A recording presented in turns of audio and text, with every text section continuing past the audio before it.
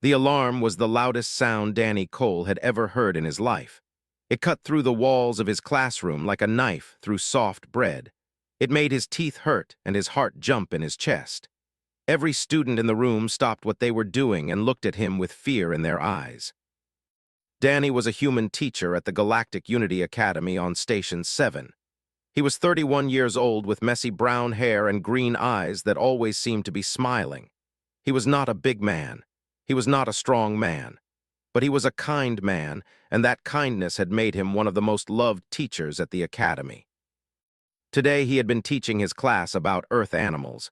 He had been showing them pictures of dolphins and explaining how these creatures used sound to talk to each other. The students had been fascinated. They always loved learning about Earth. It was such a strange little planet with such strange little creatures. But now the dolphins were forgotten. Now there was only the alarm and the fear that came with it. "Everyone stay calm," Danny said. His voice was steady even though his hands were shaking. "Let me find out what is happening." The alarm stopped for a moment and a voice came through the speakers. It was Ambassador, the head of the academy. He was a species that looked like tall blue humans with 4 arms and silver eyes. His voice was usually calm and measured. Today it was tight with fear. "Attention all personnel. This is an emergency announcement. Security containment in Sector 9 has failed. The subject has escaped. All teachers must take their students to the nearest emergency shelter immediately. Security teams are responding. Do not attempt to confront the subject. Repeat, do not attempt to confront the subject." Danny felt his blood turn to ice in his veins. The subject, everyone on the station knew about the subject. They whispered about it in the corridors.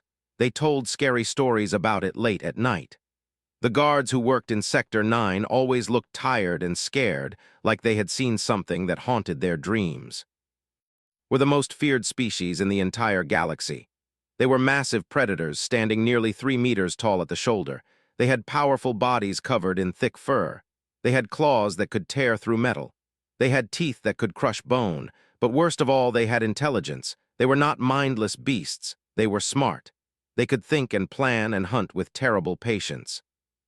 The collective wars had nearly wiped out their species 20 years ago. Most people believed that was a good thing.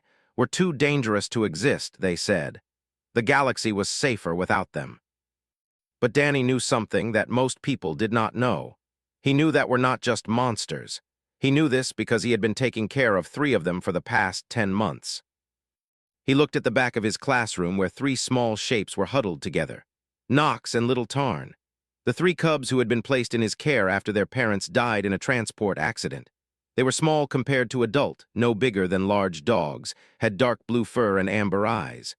Nox had black fur with silver streaks. Tarn, the smallest, had pure black fur and golden eyes that were too big for her face. Right now, all 3 of them were trembling. "Danny," said, her voice was barely a whisper. "We can feel something, an adult, she is close." Danny's heart beat faster, could sense each other through something called emotional resonance.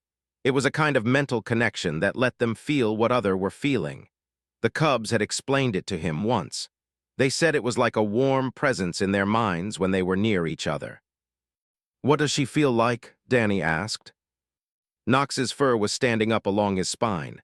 "Angry," he said. "So angry and hurt. She has been hurt for a long time." "Scared too," Little Tarn added. She pressed herself against Danny's leg. "Under all the angry, she is very scared." Danny took a deep breath. He had 14 students in his class today, 3 younglings with their blue skin and 4 arms, 4 small furry creatures with big ears and kind hearts, 2 tall and thin with skin that changed color based on their emotions, 2 rock-like beings who moved slowly but were incredibly strong, and the 3 cubs. All of them were looking at him. All of them were waiting for him to tell them what to do. "Okay," Danny said. "We are going to the emergency shelter. It is just down the corridor. We will walk together, we will stay together, and we will be safe. Does everyone understand?" 14 heads nodded. "Good, follow me, stay close. Do not run unless I tell you to run." Danny opened the classroom door and looked out into the corridor.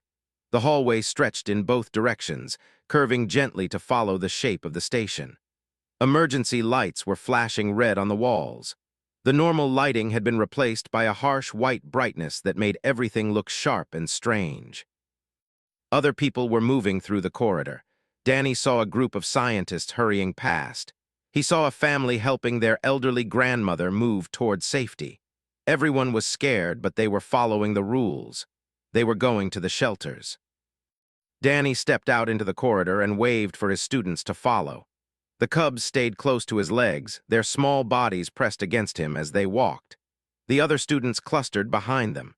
They moved as a group, a small collection of young aliens from different species, all depending on one human to keep them safe. The emergency shelter was just 2 corridors away. Danny counted the doors as they passed.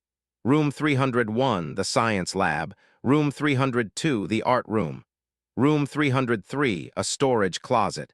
They just needed to get to the junction, turn left, and go straight to the shelter. They were almost at the junction when suddenly stopped. "She is coming this way," said. "The adult, she has found our scent. She knows we are here." Danny's heart seemed to stop for a moment. Then it started beating again, harder and faster than before.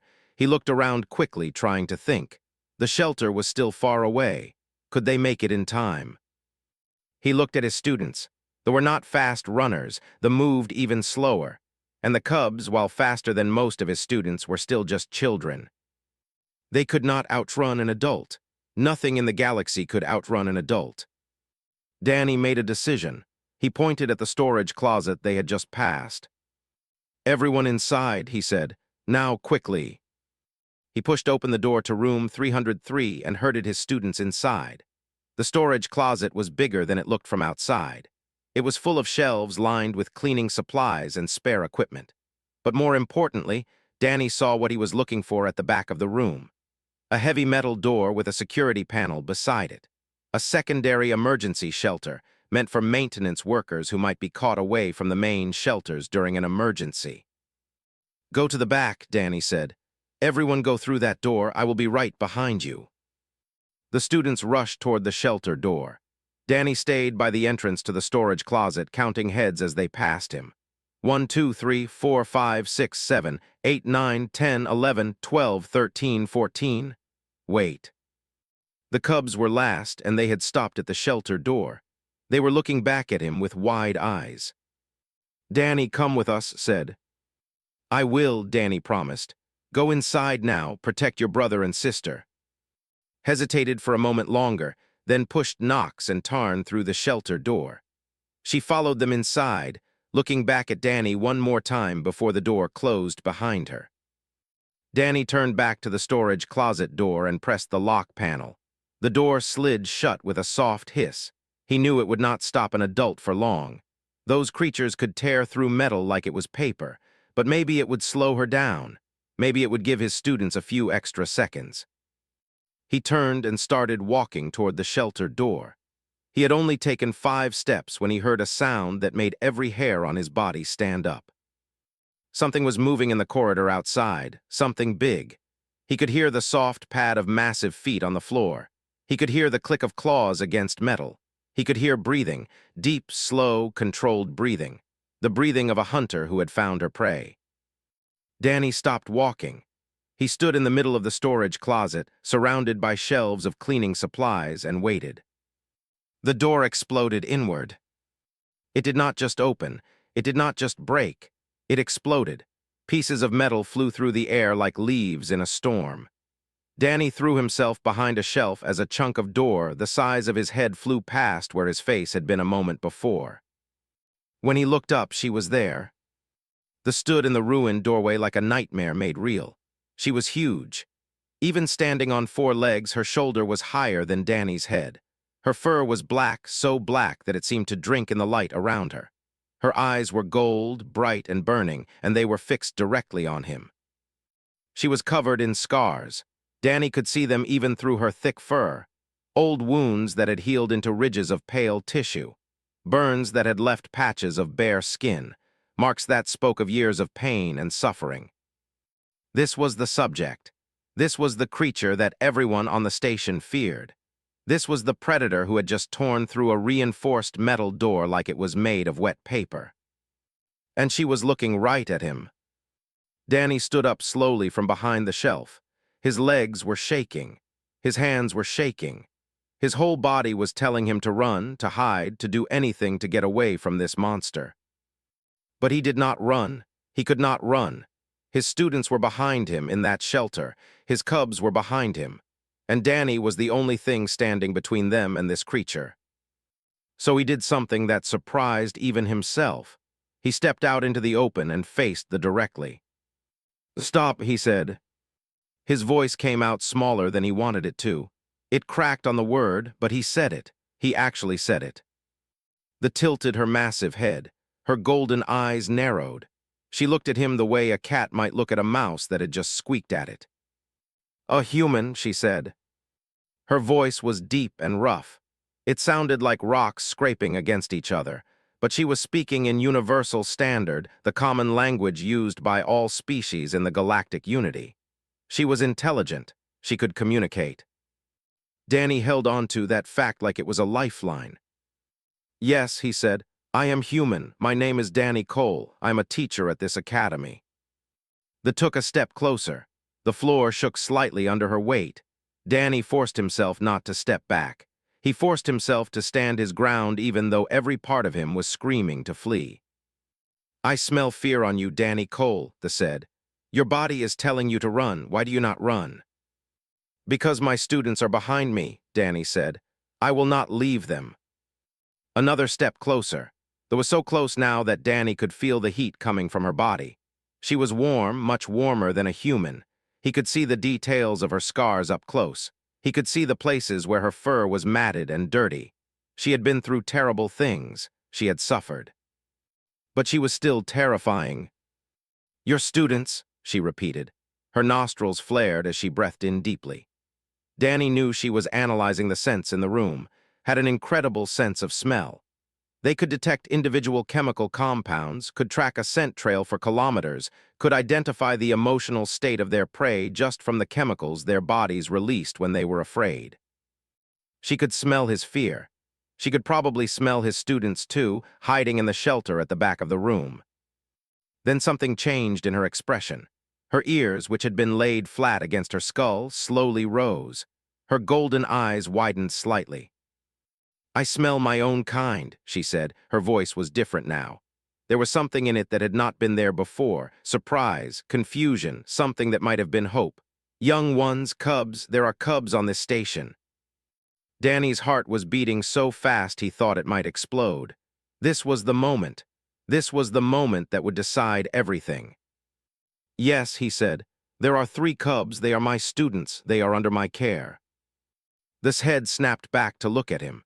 Her lips peeled back from her teeth, revealing fangs as long as Danny's hand. She let out a low growl that Danny felt in his bones. "Your care," she snarled. "You dare to claim care over my kind. You, a weak little human who could not survive a single blow from my paw." She rose up on her hind legs, towering over Danny like a mountain of muscle and fur and rage. Her front paws, with their terrible claws, were raised as if ready to strike. She was going to kill him. Danny could see it in her eyes. She was going to tear him apart. But he did not move. He did not run. He just stood there and looked up at her. "I have been their guardian for 10 months, Danny said. His voice was shaking now, but he kept talking. "Their parents died in a transport accident. They were alone. They were scared. No one else would take them. Everyone was too afraid." They paused. She was still towering over him, still showing her fangs, but she had stopped growling. She was listening. "I was not afraid of them," Danny continued. "I looked at them and I saw 3 children who had just lost everything, 3 children who needed someone to love them, so I volunteered to be their guardian." He took a deep breath. His whole body was trembling, but he kept his eyes fixed on this golden gaze. "I have fed them when they were hungry. I have stayed up with them when they had nightmares. I have taught them to read and write. I have helped them with their homework. I have played with them when they wanted to play. I have held them when they cried for their parents." Danny felt tears forming in his eyes, but he did not look away from the predator in front of him. "I love them," he said. They are not my species, they are not my blood, but they are my children in every way that matters, and I will not let anyone hurt them, not even you. They stared at him. The silence stretched between them, heavy and thick. Danny could hear his own heartbeat. He could hear the distant sound of alarms still ringing in other parts of the station. He could hear the soft hum of the station's life support systems. Then slowly they lowered herself back onto four legs. Her fangs disappeared behind her lips. Her claws retracted into her paws. The rage in her eyes faded, replaced by something else. Something that looked almost like wonder. "You speak truth," she said. "I can smell it on you. You actually believe what you are saying. You actually love them." "Yes," Danny said, "I do." There was quiet for a long moment. When she spoke again, her voice was softer, almost gentle. "I thought they were all dead. I thought my entire species was gone. The guards who kept me prisoner, they told me I was the last one. They told me there were no others. They told me I was alone." Danny saw something he never thought he would see in the eyes of a feared predator. He saw tears. Golden tears, gathering at the corners of her eyes and slowly rolling down her fur. "They told me I had nothing left to live for," she finished. Danny's fear was still there, still coiled in his chest like a cold snake. But alongside the fear, he felt something else growing. He felt compassion. He felt understanding. He looked at this massive, terrifying creature and suddenly saw not a monster, but a person who had been hurt very badly for a very long time. "You are not alone," Danny said. "There are others scattered across the galaxy. Not many, but some survived. And here on this station there are 3 young ones who need guidance from an adult of their species." They looked at him with an expression he could not quite read. Then she looked at the shelter door at the back of the room. "I want to see them," she said. "I want to see the cubs." Danny hesitated. His instinct was to protect the children, to keep them away from this predator who had just torn through a metal door like it was nothing. But he looked into the eyes and saw something there that made him pause. He saw loneliness. He saw desperate hope. He saw the kind of pain that comes from years of isolation. "I will open the door," Danny said. "But you need to understand something first. Those cubs have been through a lot. They lost their parents. They have spent the last 10 months being stared at and whispered about by people who fear them. They are finally starting to feel safe. If you do anything to scare them, if you do anything to make them feel threatened." He trailed off. What could he possibly threaten this creature with? She could kill him with one swipe of her paw. They made a sound that might have been a laugh. "You would try to stop me," she said, "even knowing you would fail." "Yes," Danny said simply. They looked at him for a long moment. Then she lowered her massive head until her face was level with his. Her golden eyes were only inches from his green ones. He could feel her warm breath on his skin. "My name is Senna," she said. "I was captured 15 years ago during the last days of the war. I have been a prisoner ever since. I have been experimented on, studied, kept in a cage like an animal. I have killed many beings in my escape today. I am dangerous. I am angry." She paused. "But I would never, ever harm a cub of my own kind. This is a truth that goes deeper than anything else inside me. It is written in my blood. It is woven into my soul." Danny looked into her eyes and knew she was telling the truth. He did not know how he knew, but he did. Maybe it was something in her voice. Maybe it was something in the way she held herself. Maybe it was just instinct, the same instinct that had told him to take in 3 orphaned cubs 10 months ago. "Okay," Danny said. "I will open the door." He turned and walked to the shelter door. His back was to Senna, completely exposed. If she wanted to kill him, this would be the perfect moment. But she did not attack. She just waited. Danny pressed his hand to the security panel. The shelter door recognized his handprint and slid open with a soft hiss. Inside, 14 pairs of eyes looked up at him. They were huddled in one corner, their forearms wrapped around each other. They were clustered together, their big ears pressed flat against their heads. They had turned a pale shade of gray, which Danny knew meant they were terrified. They were standing in front of the younger students, using their rock-like bodies as shields. And at the front of the group, standing between Senna and the other students, were the 3 cubs. "Danny," said, her voice was trembling. "Danny, we can feel her, she is so close." I know, Danny said softly. She wants to meet you. She thought she was the last of your kind. She did not know you existed. Samber's eyes widened. She looked past Danny, through the open doorway, at the massive figure waiting in the storage closet beyond. She is so sad, whispered. I can feel it now. Under all the anger, she is so sad. Danny knelt down so he was at eye level with the cubs. I know you are scared, he said. I was scared too, but I think she needs you. I think she needs to know that she is not alone anymore. Knox's fur was still standing up, but there was something else in his eyes now. Curiosity. She feels like home, he said slowly. Like how Mama and Papa used to feel, but different. Little Tarn pressed against Danny's side. Will she hurt us? She asked in a tiny voice. Danny put his arm around her. No, he said. I do not think she will, but if you are too scared, you do not have to go out there. I will close the door and we will wait for the security teams to come. The three cubs looked at each other.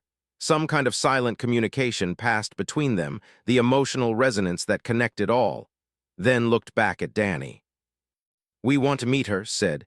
We have never met another adult of our kind, not since Mama and Papa died. Danny nodded. He stood up and stepped aside, leaving the doorway clear. Go ahead, he said. I will be right here. Took a step forward, then another. Then she was through the doorway and into the storage closet beyond. Senna was waiting there. She had lowered herself to the floor, lying flat on her belly to make herself as small as possible, which was still very large, but she was trying. She was trying not to appear threatening. Stopped about 2 meters away from Senna's massive head. For a long moment, they just looked at each other, the young cub and the ancient predator. Two, separated by age and experience and years of pain, connected by something deeper than words. Your fur is darker than mine, said finally. Yes, Senna replied. Her voice was gentle now, so different from the growling rage of minutes before. My family came from the northern regions of our home world. The fur is darker there to help us blend in with the long nights. I am from the southern regions, said. My fur is blue like the summer sky. My mother's fur was blue too. Blue is beautiful, Senna said. Your mother must have been beautiful. She was, said, and then without warning she burst into tears. Senna made a sound, a low rumbling that came from deep in her chest. It was not a growl. It was something softer, something warmer. Danny had read about this sound in his research on behavior. It was called a comfort song, the sound that adult made to soothe distressed young ones. Moved forward, closing the distance between herself and Senna. She pressed her small body against Senna's massive chest and sobbed. Senna curled one enormous paw around her, holding her gently, so gently, as if she were made of glass. Knox came next. He was trying not to cry, trying to be brave like he always did, but his lower lip was trembling. Senna reached out with her other paw and pulled him close too. And then little Tarn, the shyest of them all, walked out of the shelter and up to Senna. She climbed onto Senna's massive paw and curled up there, pressing her small face against the warm fur. I missed having a big person, Tarn whispered. A big person like us. The other big people here are nice, but they are not the same. Senna's golden tears were flowing freely now. She gathered all three cubs close to her body, making that low, rumbling comfort song, and she wept. Danny stood in the doorway of the shelter and watched. Behind him, his other students had crept closer, peering around him to see what was happening. They were still scared, but they were also fascinated. They had never seen anything like this. Is the big scary one crying? One of them whispered. Yes, Danny said softly. She is crying because she is happy. She thought she was alone, and now she knows she is not. The little thought about this for a moment. That is a good reason to cry, she decided. Danny smiled despite everything. Yes, he agreed, it is. He turned back to watch Senna and the cubs. The massive predator had curled her body around the three small ones, creating a protective circle of warmth and fur. The cubs were nestled against her, their small bodies rising and falling with her breathing. They looked peaceful. They looked safe. And Senna, for the first time in 15 years, looked like she was home. The security teams arrived 30 minutes later. They came with weapons drawn and shields raised, expecting to find blood and bodies. Instead, they found a human teacher sitting on the floor outside a shelter, surrounded by 11 young students of various species, watching quietly while a massive predator groomed the fur of 3 sleeping cubs. Chief, the head of station security, was a big with gray skin like granite and eyes like black stones. He had been doing this job for 20 years. He had seen a lot of strange things, but he had never seen anything like this. "Teacher Cole," he said, his deep voice rumbling like distant thunder, "would you mind explaining what is happening here?" Danny stood up slowly, being careful not to make any sudden movements. Senna had looked up when the security teams arrived, her body tensing, her lips starting to pull back from her teeth. But Danny had placed a hand on her shoulder and she had relaxed, just a little, but enough. "Her name is Senna," Danny said quietly. "She was captured 15 years ago. She has been a prisoner ever since, told that her entire species was extinct. When she escaped today, she was planning to kill as many people as possible before she was stopped." Chief's stone eyes flickered to Senna, "And yet she did not kill you." "No," Danny agreed, "because she found out that her species is not extinct. She found out about the cubs." He looked back at Senna, and the 3 small shapes nestled against her fur. When she saw them, when she realized that there was still hope, she stopped being a killer. She started being what she always should have been, a protector, a guardian, a mother. Chief was silent for a long moment. His stone face was hard to read, but Danny thought he saw something there. Understanding, maybe, or at least the beginning of it.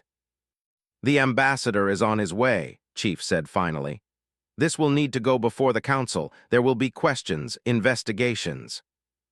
"I understand," Danny said. "But I want you to know something, Chief. Whatever happens, I am not going to let anyone put her back in a cage, and I am not going to let anyone take those cubs away from her." Chief looked at him with those black stone eyes. "You would fight the council, fight the entire station." Danny thought about the question.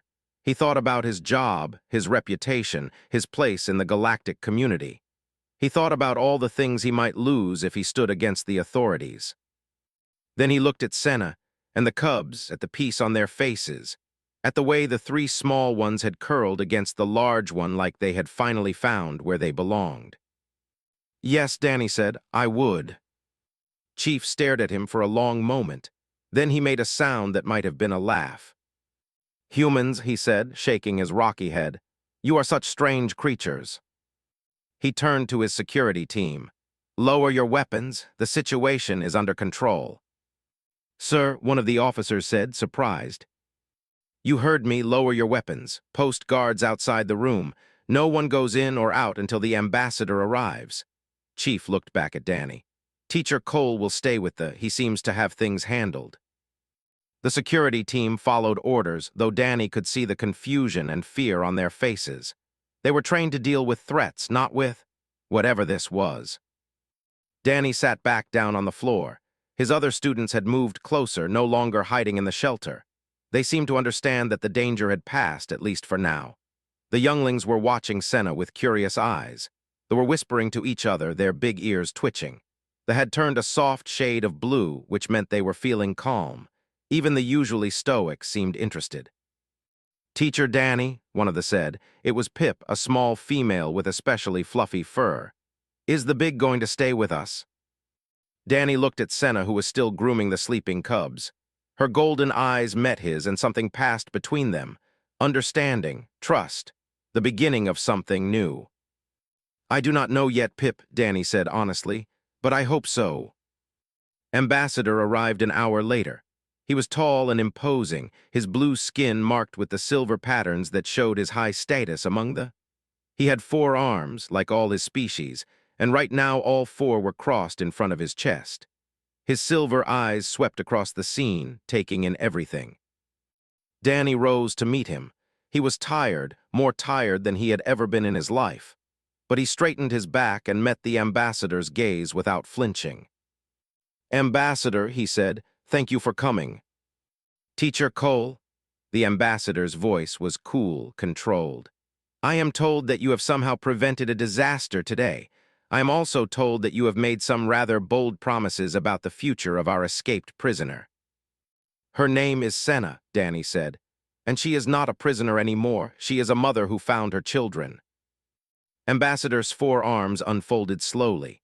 He looked past Danny at Senna and the cubs. The large was awake and watching him, her golden eyes wary. The cubs were awake too, pressed against her sides, looking at the ambassador with a mixture of fear and curiosity.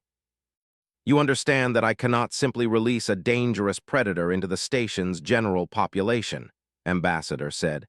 She killed 3 guards during her escape. She caused significant damage to station infrastructure. She terrified thousands of residents. I understand, Danny said, but I am asking you to consider the circumstances. She was held captive for 15 years. She was experimented on. She was told that her entire species was dead. Is it any wonder she was angry? Is it any wonder she wanted revenge? Understanding the reasons for violence does not excuse it, Ambassador said. No, Danny agreed. It does not, but it can help us find a better path forward. He took a deep breath. Senna has agreed to cooperate with a rehabilitation program. She is willing to work with counselors and psychologists. She is willing to prove that she can be a peaceful member of our community.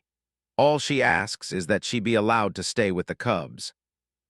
Ambassador's silver eyes narrowed. And what is your role in all this, Teacher Cole? Why are you advocating for this creature? Danny thought about the question. Why was he doing this? Why was he risking everything for a predator he had just met? Then he looked at the cubs, at their small faces watching him with trust and hope, and he knew the answer. Because she is family, Danny said simply. Not my family by blood, but family nonetheless. Those cubs are my children. I have cared for them for 10 months. I love them, and Senna loves them too. She is the only adult of their species they have ever known besides their parents. They need her, and she needs them. He met the ambassador's gaze steadily. I am asking you to give us a chance. Give Senna a chance to prove that she can be more than what the galaxy fears. Give the cubs a chance to grow up with both a human father and a mother. Give all of us a chance to show that different species can be a family. Ambassador was silent for a long time. His silver eyes moved from Danny to Senna to the cubs and back again. His 4 hands opened and closed as he thought. Finally, he spoke. You ask for a great deal, Teacher Cole. You ask me to trust a creature who has killed, who has destroyed, who has given every reason to be feared. Yes, Danny said, I do. And if I refuse, if I order the security teams to take her back into custody? Danny straightened his shoulders. Then I will fight you, not with weapons. I know I would lose that fight, but I will fight you through every legal channel available. I will file petitions with the Galactic Unity Council. I will contact every news organization in the galaxy. I will tell the story of what happened here today, how a feared predator stopped killing when she found something worth living for. He took a step closer to the ambassador. I will be very, very annoying, Ambassador. I promise you that. Ambassador stared at him. Then, incredibly, he laughed. It was a strange sound, like wind chimes in a storm, the way of expressing amusement. You have courage, Teacher Cole. Foolish courage, perhaps, but courage nonetheless. He turned to look at Senna. The massive had risen to her feet, placing herself between the cubs and the ambassador. She was not growling, but her posture made it clear that she would fight if she had to. Senna, Ambassador said, you have heard what Teacher Cole has said on your behalf. Do you agree with his terms? Will you submit to a rehabilitation program? Will you work to prove that you can be trusted? Senna's golden eyes met the ambassador's silver ones. I will, she said. I have no wish to kill anymore. I have something to live for now, something precious. I will do whatever is necessary to stay with these cubs. Ambassador nodded slowly. Very well. Against my better judgment, I will grant your request. Senna will be released on a provisional basis. She will be confined to the academy grounds. She will be monitored at all times. She will participate in psychological evaluation and rehabilitation programs. He turned back to Danny. And you, Teacher Cole, will be responsible for her. If she fails, if she hurts anyone, the consequences will fall on your head. Do you understand? I understand, Danny said. I accept that responsibility. Then we have an agreement. Ambassador turned to leave, then paused at the door. One more thing, Teacher Cole. The council will want to review this arrangement in 6 months. I suggest you use that time wisely. After the ambassador left, Danny let out a breath he had not realized he was holding. His knees felt weak. His hands were shaking. The stress of the past few hours was finally catching up with him. He felt a warm presence at his side and looked up to see Senna standing next to him. The massive bent down until her face was level with his. "Thank you," she said softly. "No one has ever fought for me before. No one has ever believed I could be more than a monster." Danny reached out and placed his hand on her muzzle. Her fur was rough but warm under his palm. "Everyone deserves a chance to be better," he said. "Everyone deserves someone who believes in them." Senna closed her golden eyes for a moment. When she opened them again, they were wet with tears. "The cubs spoke of you often," she said. "In that short time we were together, they told me about their human guardian. They said you were kind. They said you made them feel safe. They said you loved them." She pressed her forehead gently against Danny's, a gesture of deep affection in culture. "They were right," Senna said. "You are a good person, Danny Cole, a good father, and I am grateful that my people's last children have someone like you to care for them." Danny felt tears running down his own face. "They are lucky to have you too," he said. "They need someone who can teach them about their heritage, their culture, their history, things I could never teach them, no matter how hard I tried." Senna made that low rumbling sound, the comfort song. "Then we will raise them together," she said. "A human and an unlikely family, but a family nonetheless." Danny laughed through his tears. "The galaxy has never seen anything like us." "No," Senna agreed. "It has not. Perhaps it is time for something new." Behind them, 3 small voices piped up. "Danny, Senna," it was, with Knox and Tarn peeking out from behind her. "Can we come too? We want to be part of the family talk." Danny and Senna looked at each other and smiled. The human smile and the one looking very different but meaning the same thing. "Come here," Danny said, opening his arms. "All of you." The 3 cubs rushed forward and collided with Danny and Senna in a jumble of fur and arms and happy sounds. Danny found himself laughing, truly laughing, for the first time in what felt like hours. His other students watched from the doorway of the shelter. They had been quiet through all the serious adult conversations, but now they were smiling too. Even the usually stoic younglings had expressions that looked like happiness. "Teacher Danny," Pip called out, "can we join the hug too?" Danny looked at the cubs, then at Senna. The massive nodded slowly. "Come on," Danny said, waving the rest of his students over. "Everyone come join." What followed was the strangest group hug in the history of the Galactic Unity Academy. 14 young beings of various species piled together with one human teacher and one massive predator. There were too many arms and legs and appendages. There was laughing and happy squeaking and rumbling comfort songs. It was chaotic and messy and absolutely perfect. In that moment, surrounded by his students and his cubs and his new partner, Danny Cole understood something important. Family was not about blood or species or where you came from. Family was about love. It was about choosing to care for each other. It was about standing together when things were hard and celebrating together when things were good. And right now, in this storage closet on a space station far from Earth, Danny had more family than he had ever imagined possible. The next few weeks were challenging but full of hope. Senna moved into a large room near Danny's quarters. It was not as big as she would have liked, but it was better than a cage. Much better than a cage. The cubs split their time between Danny's quarters and Senna's room. Most nights they slept with Senna, curled up in a pile of warmth. But they always came to Danny for breakfast, for homework help, for the 100 little moments that made up a normal day. Danny kept teaching his classes, but now he had an assistant. Senna attended every lesson, sitting at the back of the room where she could watch and learn. She was fascinated by the way Danny taught, by his patience and kindness, and the way he made every student feel valued. "You treat them like people," Senna observed one day after class. Not like beings who are smaller or weaker than you treat them like they matter. They do matter, Danny said simply. Every one of them. Senna was quiet for a moment. Then she said, "The scientists who kept me captive never treated me that way. To them, I was just a subject, something to be studied and controlled." Danny reached out and touched her paw. "That was wrong of them, and I am sorry you went through that." Senna looked at his small hand resting on her massive paw. "You are very brave, Danny Cole. You touch me like I am not dangerous at all." "You are not dangerous to me," Danny said. "Not anymore, you are family." Senna made that rumbling comfort song sound, and Danny knew it was her way of saying she felt the same. The station's residents slowly grew used to seeing Senna in the corridors. At first, they would freeze in terror whenever she appeared. Some would run. Some would hide.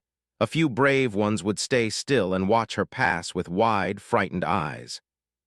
But as days turned into weeks, the fear began to fade.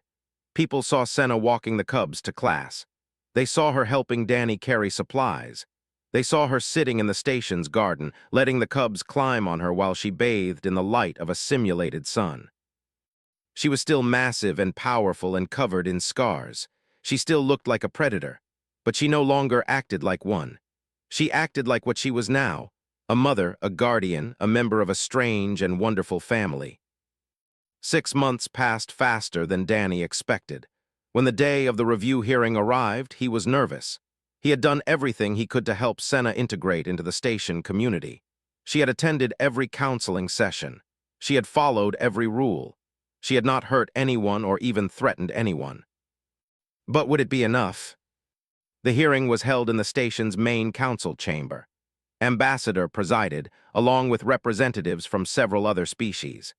The room was full of observers, teachers, scientists, security officers, and curious residents who wanted to see what would happen. Danny sat at a table in front of the council with Senna beside him. The cubs sat behind them, too nervous to speak, but wanting to be there for support. "This hearing is to review the provisional release of the known as Senna," Ambassador announced. "Over the past 6 months, she has been evaluated by psychological professionals, monitored by security personnel, and observed by numerous witnesses. We are here to decide whether her provisional release should be made permanent."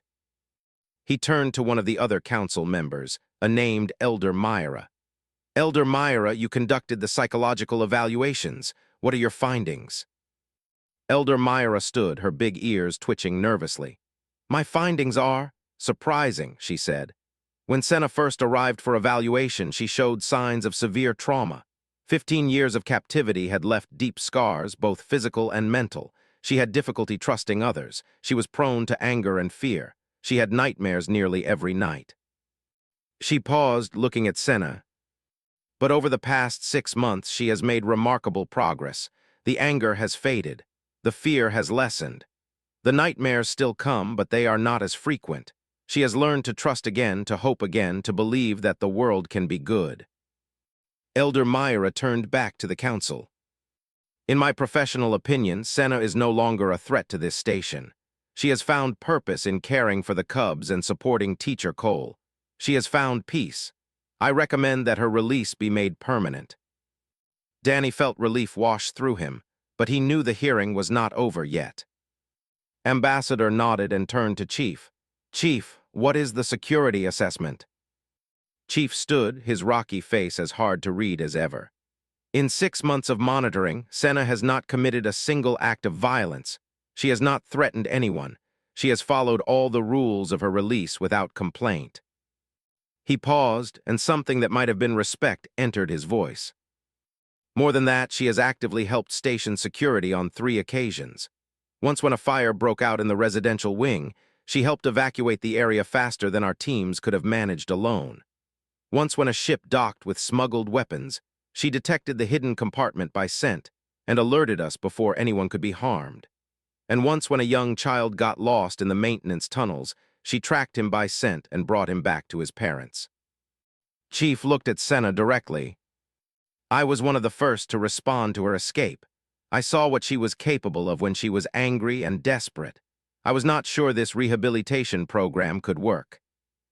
He shook his rocky head slowly. I have never been happier to be wrong. Senna is not a threat, she is an asset. I recommend permanent release. More relief flooded through Danny, but he could see that some council members still looked skeptical. Ambassador looked around the table. Are there any objections or concerns to be raised? One of the council members, a named counselor, raised her hand. Her skin was shifting through shades of gray and purple, showing her uncertainty. I have a question for Teacher Cole, she said. Danny stood. Yes, counselor. Teacher Cole, you have taken a great risk in advocating for this. You have made yourself responsible for her actions. You have invited her into your home and your family. Counselor's colors shifted to a deeper purple. Why? What made you believe so strongly that she could change? Danny thought about the question. He thought about that moment in the storage closet when Senna had torn through the door like it was paper. He thought about the rage in her eyes and the way it had faded when she saw the cubs. He thought about the tears that had rolled down her fur when she realized she was not alone. Because I saw who she really was, Danny said finally. Not the predator, not the killer, not the monster. I saw a person who had been hurt so badly that she had forgotten how to be anything but angry. And I thought that if someone just gave her a chance, if someone just believed in her, she might remember. He looked at Senna, who was watching him with those golden eyes. I was right, he said simply. She remembered, and now she is one of the best people I know. The council chamber was quiet. Then Ambassador spoke.